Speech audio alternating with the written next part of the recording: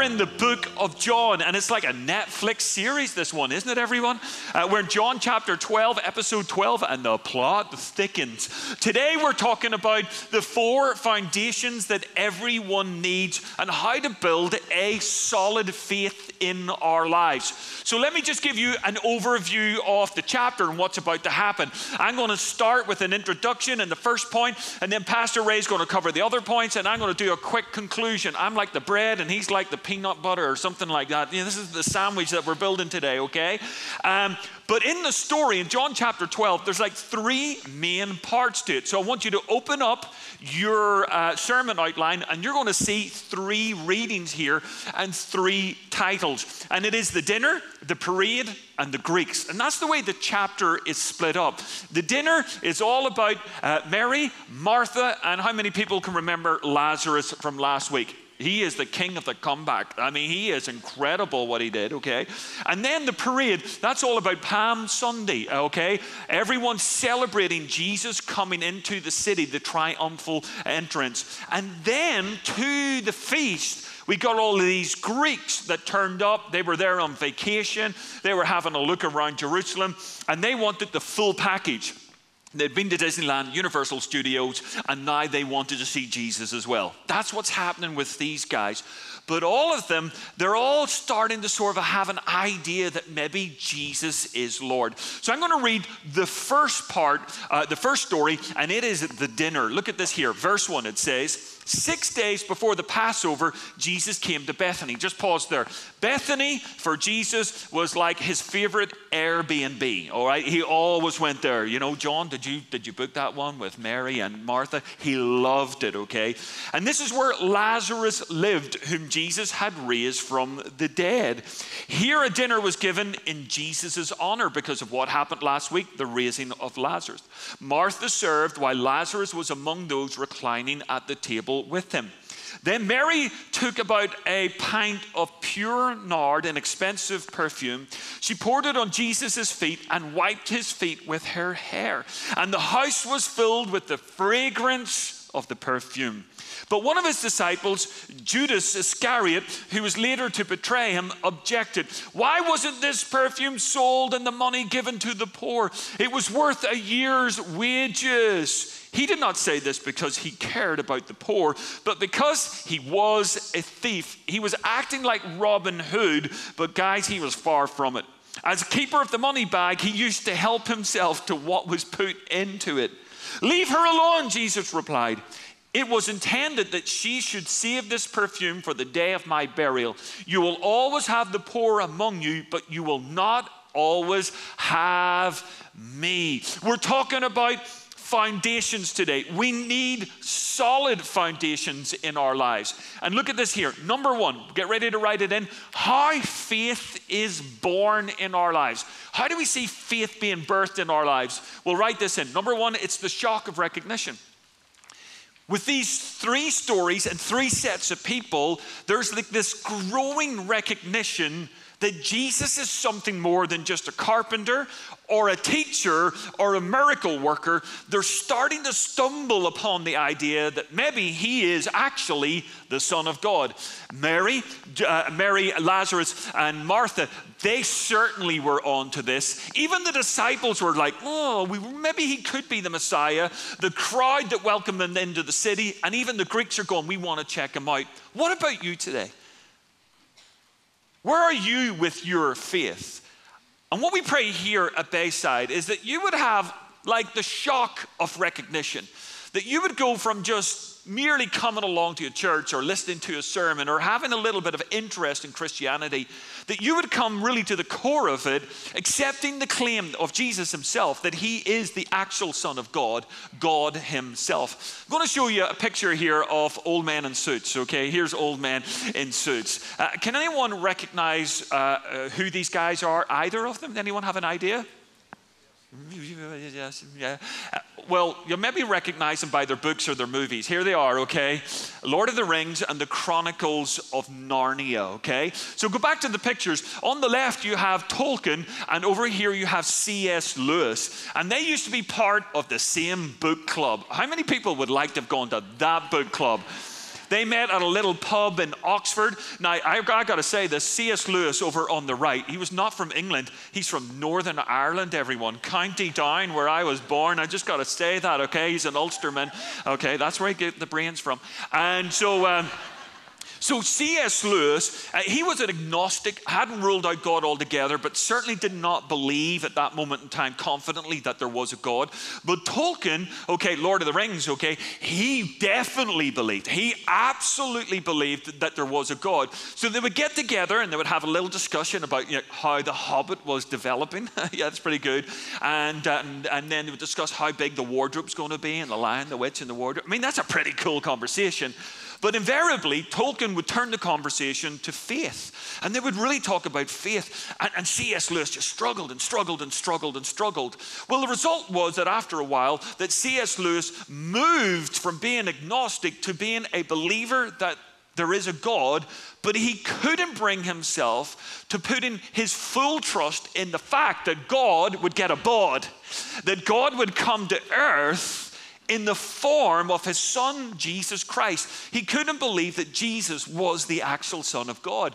And Tolkien was incredible. He was saying, do you know what? To have full faith, you got to trust that Jesus is the Son of God. If you're going to believe in God, you got to believe in God the Son as well. And he kept pushing him on this. And do you know what? We're going to do that as well. We're going to say to you, this is how faith is born. It's the shock of recognition that we've got to come to the point that Jesus really is the Son of God. He's everything he claimed to be. Well, how then did C.S. Lewis go from being agnostic to being like the greatest Christian apologist of the last century? How did he do that? This is how it happened, everyone. He went to the zoo. Simply, that was it. He went to the zoo. And this is what he records in his autobiography. He said, when I left for the zoo, I was, a believer in God, but not a believer in Christ. And by the time I reached the zoo, I was a full believer in Jesus. That was just it. And so if you're here today and you're like struggling on the journey, we have organized a bus outside to take you to the local zoo, okay? And we're all going to pray for you on that journey. No, that's not what it's about. Everyone, just listen to me. We all have our own journey, but the important thing is, no matter where you are on the journey, don't stop journeying. Don't stop journeying. And there needs to be a point in each of our lives where we're ready to say, like Mary, Martha, Lazarus, like the crowd and like the Greeks, that we all stay on the journey and we come through to a full decision that Jesus Christ is the Son of God, and we have the shock of recognition. That's where faith is born, and that's how our lives have a solid foundation. To continue this, Pastor Ray's going to come out. Come on, welcome him as he comes. All right. It's like tag teaming. Good job. So here's the deal. High school students, you awake? Hey, it's Sunday morning. Why would you be awake? Here's what I want to say. The theme today is about faith. Y'all picking this up? 4 foundations, all of them have to do with faith. And the problem is this, like if you look at these questions, you're going, question number 1 is this: how faith is born. And a lot of people, I was an atheist growing up, I used to think, oh, faith is born when you turn off your brain. Faith is born when you close your eyes to the fact and you pretend that all this stuff that you know isn't true is really true. That's faith, okay? And so number 1 is faith is actually born when you catch the recognition that, whoa, God's real, Jesus is real, and he can do stuff nobody else can do. Amen. Now, the problem is this, okay? I want to show you a picture of a zebra. Okay, can we put that on the screen? I am not making this up. This is in a zoo in India, and that was what they did. What they did was they could not afford a zebra, so they took a donkey and painted stripes on it, and that's their zebra, okay? And now, I also want to then show you that, you think that's bad? Look at this. This picture, anybody know what that is? Okay, that is from India, and that is a Tibetan Mastiff, but they could not afford a lion, so they decided to fake everybody out, and they tried to make that dog look like a lion, and it was working great until the lion started barking at people in the zoo, okay? And all of a sudden, it was a real deal. Now, number 1, How is faith born? You don't turn off your brain, you turn it on. Number two, here's the deal. How is faith lived? And it's lived by requiring a response. Faith requires a response. Would you agree if I say I believe something, but I don't actually live it, that I don't really believe it? Would you all agree? Yeah. Okay, so teenagers, where are you? Okay, you all over there? Okay, good.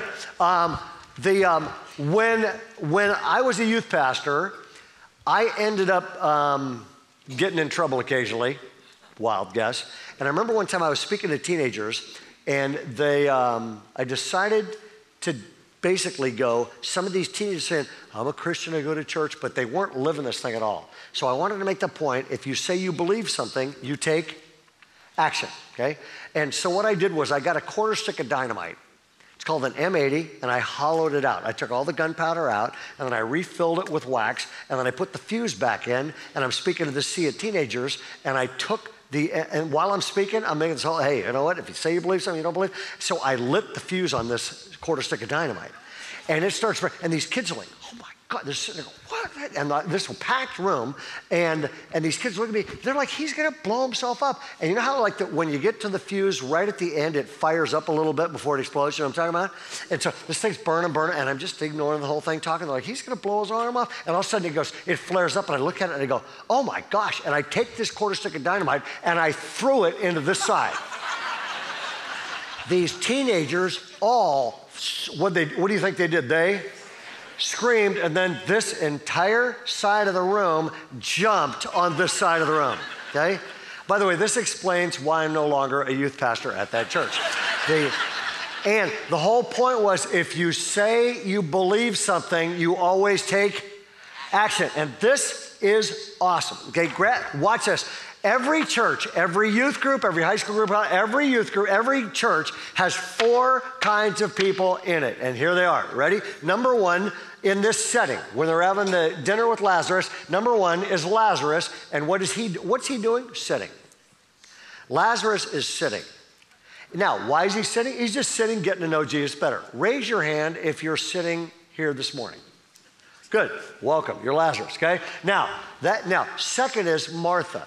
What is Martha doing? She's not sitting, she's serving. She's running around serving, okay? Raise your hand if you volunteered at Breakaway or any other thing around here you've served, okay? That's Martha. Every church has 4 kinds of people, and you got Lazarus, you got Martha, and then number 3 is Mary, and she's doing 2 things: genuine worship and extravagant generosity. She's worshiping and she's giving. Just, by the way, this is like almost every church group, almost every church worship service. Everybody comes here and goes, hey, we're sitting, getting to know Jesus better.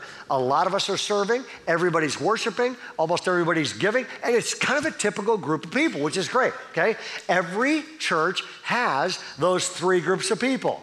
And those are all good things. However, there's a 4th type of person in every setting.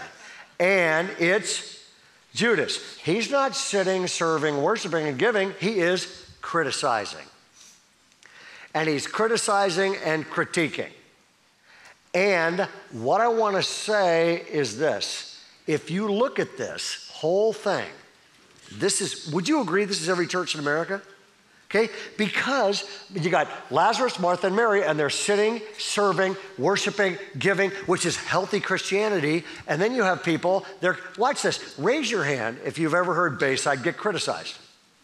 Hey, don't let it shake you up. It was happening then, it happens now. Every community has got people like Judas that are going, I'm not serving, I'm not giving, I'm not worshiping, I'm not connecting with Jesus, but I'm going to criticize the way everybody else does it.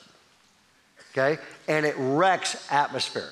So, faith has got to be lived. Okay? And if you're going, one other point, if you and I could sit down and have a conversation about this, anybody here where you're going, I'd like a better future. I'd like a better marriage. I'd like a better life. Some of you are going, I'd like to feel better. I'd like more confidence. I would like less discouragement. I would like less fear. I would like less anxiety. How do you get that? You get that in one way.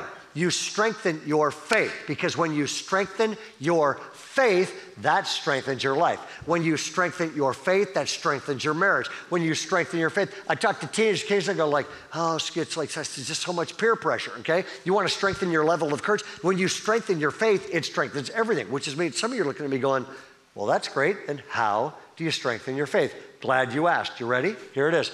Number one is sitting.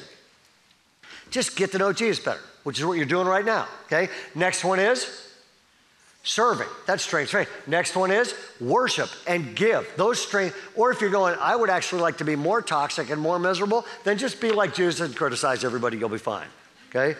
So how is faith born? The shock of recognition. How is faith lived? Faith requires a response. Number three, and this is the surprising one in this passage. How is faith challenged? And that's occasional wavering. How is faith challenged? And it's occasional wavering, okay? And what I mean by that is this, okay? Just when you're done writing that, look up here for a second. I wish, well, anybody here ever had any doubts? Okay? Anybody here been stressed out?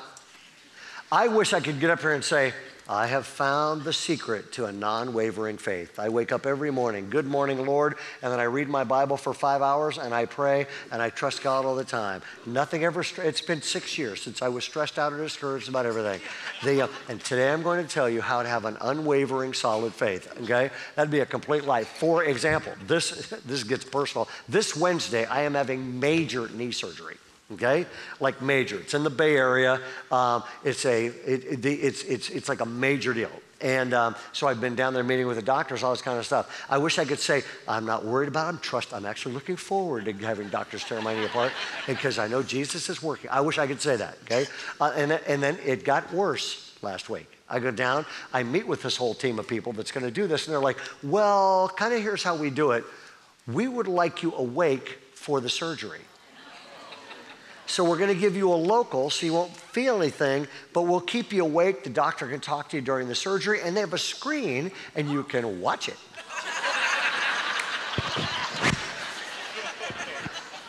I'm going, I don't watch doctor shows on TV. Why would I watch my own? And then they're like, and you can stay awake the whole time. And I'm like, I get put out for haircuts.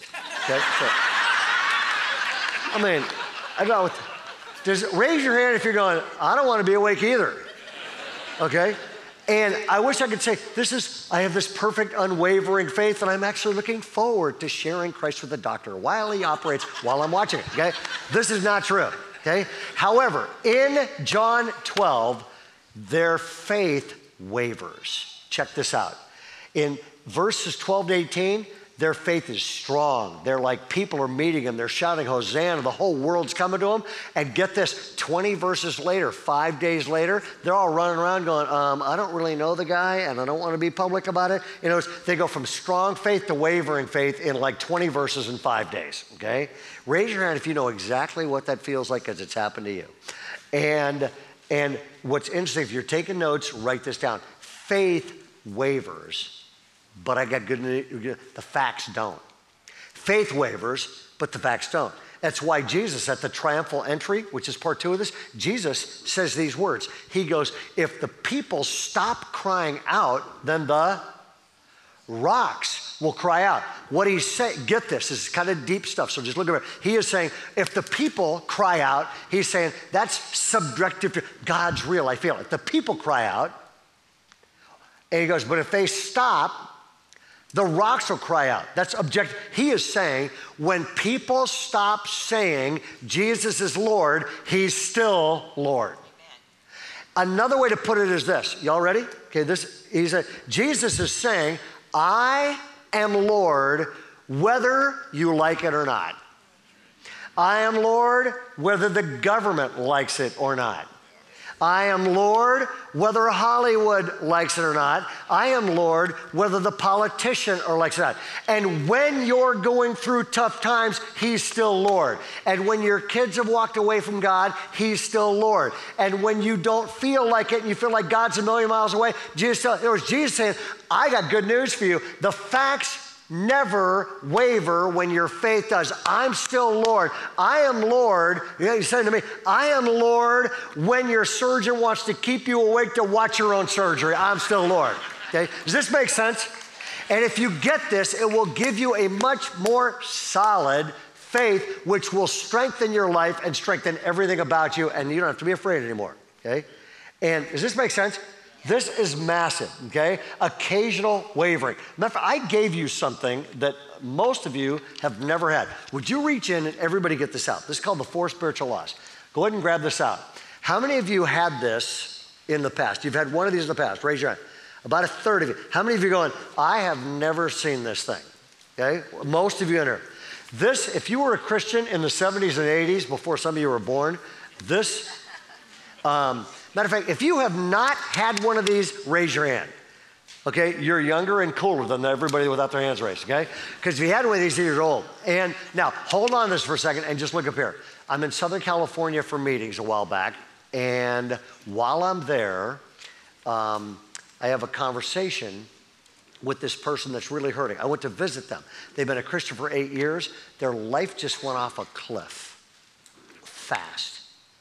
And so I went and met with this person and said, what's up? They poured the whole story out. But then they said this, I just don't feel like God's there. And this, God has left me.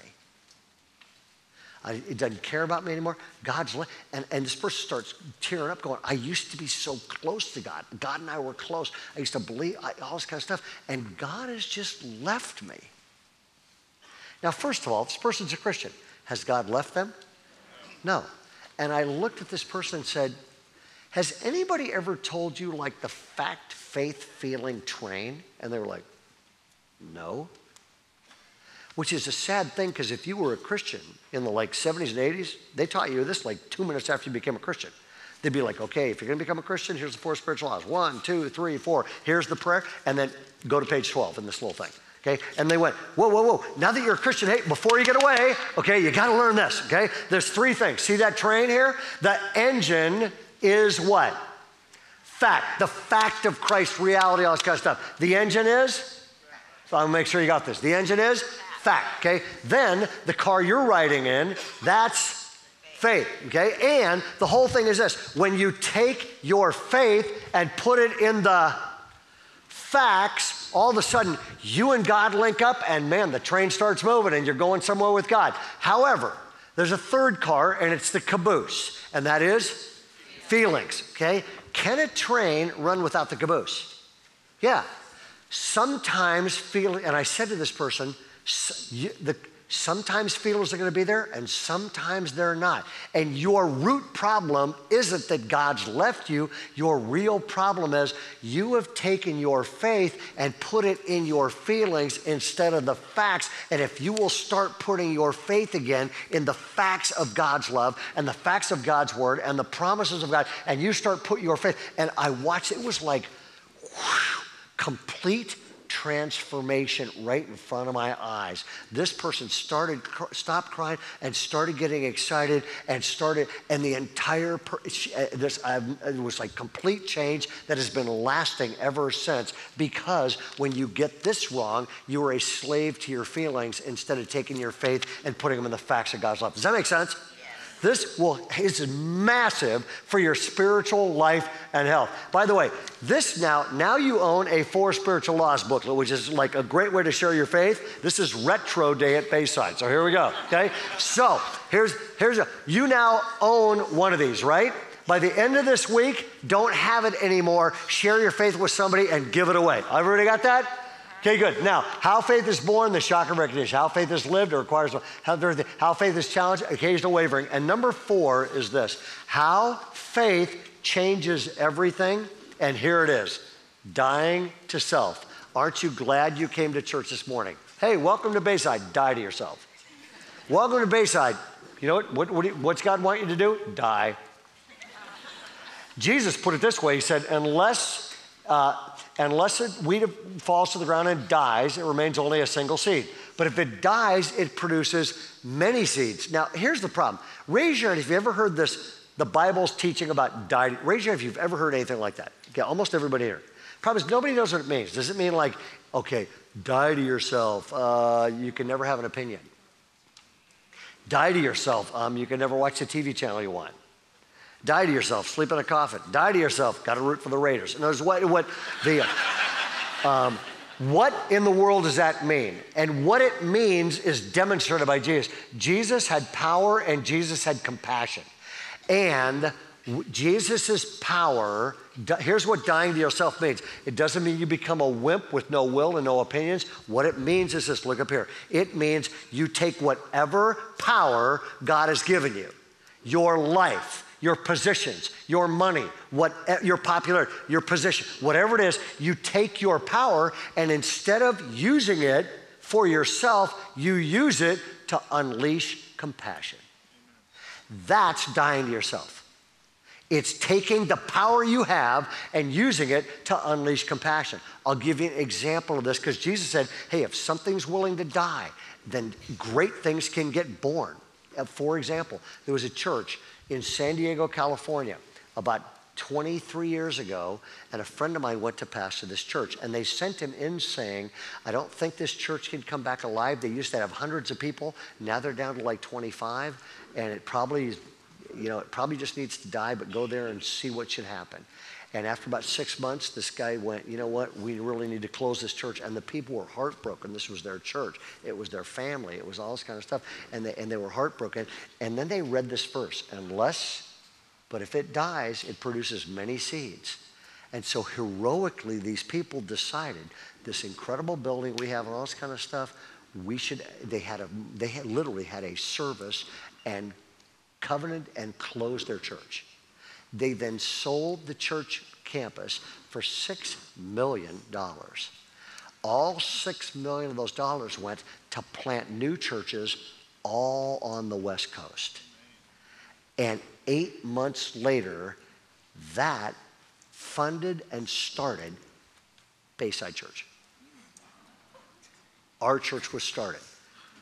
And I think we're going to get to heaven and they're going to be like, hey, let's celebrate, Ray or Lincoln or Andrew or something like that. What happened at Bayside? And they're going to go, no, I had nothing to do with it, man. Let's bring up all the people that voted to die to themselves and close their church so that this could be born. Does that make sense? This is incredible stuff. Andrew would come out with you, but keep your notes out for a second.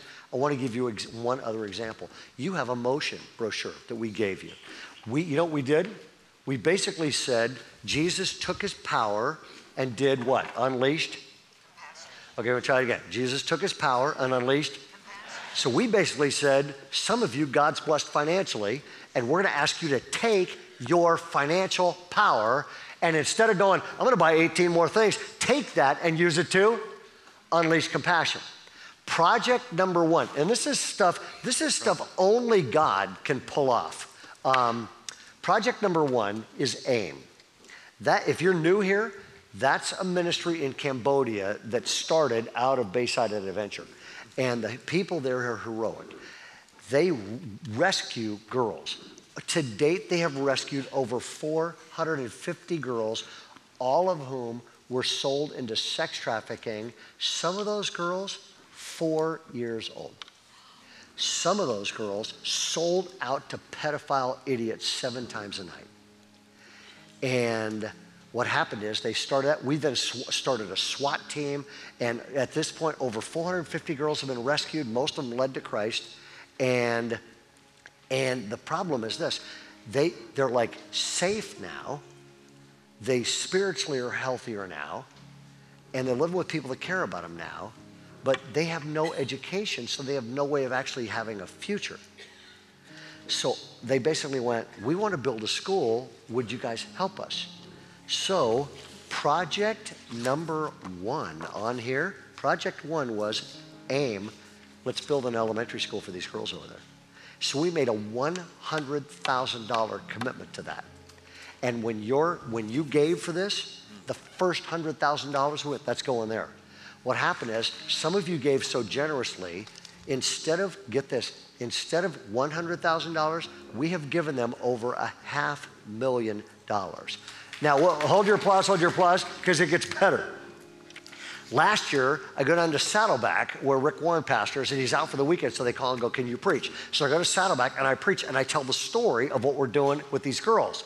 Well, a guy there, was a wealthy guy that goes to Saddleback with a heart for this kind of stuff. He met with us and said, what are you guys doing there? I'll match it. Wow. I will give you $600,000 if you match it. And so we put a $100,000 commitment in here, asked you to die to yourself, take your power and unleash compassion. And that $100,000 commitment, you have already given over $1.1 million to Cambodia for these girls, just on Project One. And some of you are going, well, like, is it actually happening? We got this picture yesterday. It's under construction, and that is it. Okay? And if you're going, what's it going to look like when it's done? This is awesome. Check this out. I believe this. I got to get out of here. I believe this. The minute you start living by faith, your life turns into an adventure where you change the world. Why would you want to live any other way? All God's people said? Amen. Amen. Here's Andrew. So good. Come on. Isn't that amazing stuff, everybody? It's so incredible. I want us to pray today. Just stay where you are in your seats. And let's just take a moment to just pause in this whole world of putting down the right foundations of faith in our lives. I want to encourage you with this today. If you're here and you're not yet a Christian, you're going, my goodness, I've never had that shock of recognition until right now in this service. I just had a moment today where quite literally, maybe you were sitting there through something that was said, maybe during worship you're going, Jesus is the Son of God. I want to ask you to do this with me. I'm going to ask you just to say a prayer while our heads are bowed and our eyes are closed. And I want you just to say, just simply these words if you want to become a Christian. Dear Lord Jesus, I recognize today that you are Lord and that you are God. And because of that, I put my trust in you. I ask you for forgiveness for the sin in my life and the wrong in my life. And I receive forgiveness from you. I receive the gift of salvation. And my prayer is that you would be my Savior and my God forever.